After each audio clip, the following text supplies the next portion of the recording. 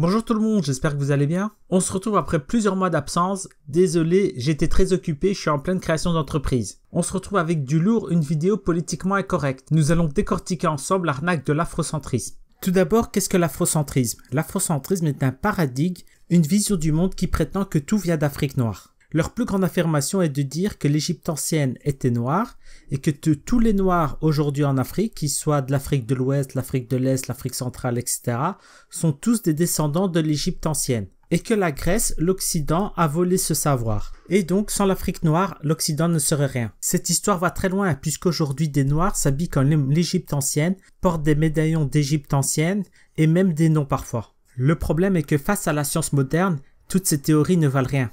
Une équipe internationale de chercheurs a réussi à analyser l'ADN de 90 momies royales grâce au matériel génétique prélevé dans les os et les dents.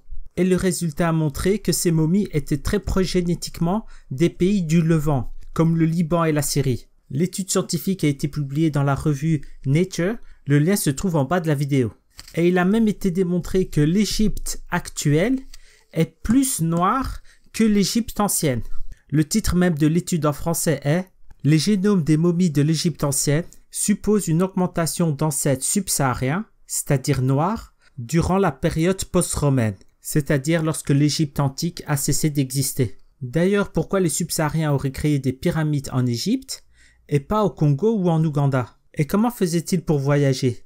Alors que l'Afrique est immense, ce territoire fait 30 millions de kilomètres carrés, 3 fois plus grand que l'Europe. Comment faisaient-ils pour traverser le Sahara ou la forêt tropicale par exemple? Est-ce qu'ils prenaient l'avion?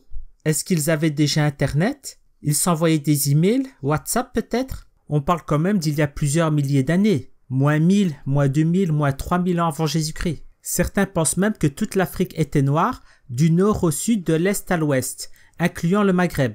Or, tout le monde sait que les autochtones du Maghreb sont les Berbères, et que même ceux qui se disent arabes au Maghreb sont de race berbère. Je vous renvoie sur mes vidéos vers le Maroc et l'Algérie. Il y a même des Noirs américains qui se prennent pour des Marocains. Ils pensent que leur ancêtre était marocain et que le Maroc avait conquis l'Amérique avant Christophe Colomb. Ça ne s'invente pas. Tous les scientifiques savent aujourd'hui que le Sahara est une frontière naturelle, un océan de désert qui a coupé l'Afrique en deux. D'ailleurs, d'où provient le mot Afrique? On ne sait pas exactement. Certains disent que le mot Afrique provient du nom d'une tribu berbère. D'autres disent qu'il s'agit du nom d'un vent venu de Carthage. D'autres encore de la déesse berbère Ifrane. Mais peu importe, le mot Afrique provient de l'Afrique du Nord, du Maghreb. Et d'ailleurs, durant longtemps, le terme Afrique ne désignait que l'Afrique du Nord. C'est ensuite, par extension, qu'il a désigné tout le continent africain. L'Afrique noire était appelée Éthiopie à une époque. Donc ceux qui disent que l'Afrique est noire du nord au sud, de l'est à l'ouest, sont des menteurs, des affabulateurs et surtout des suprémacistes noirs. L'Afrique noire a une grande histoire, mais l'Afrique est très grande et diverse, au niveau des langues, des cultures, des religions, des climats. Mais dire que les Africains forment un seul peuple, une seule langue, une seule culture, une seule religion est complètement faux. Merci à tous et à la prochaine.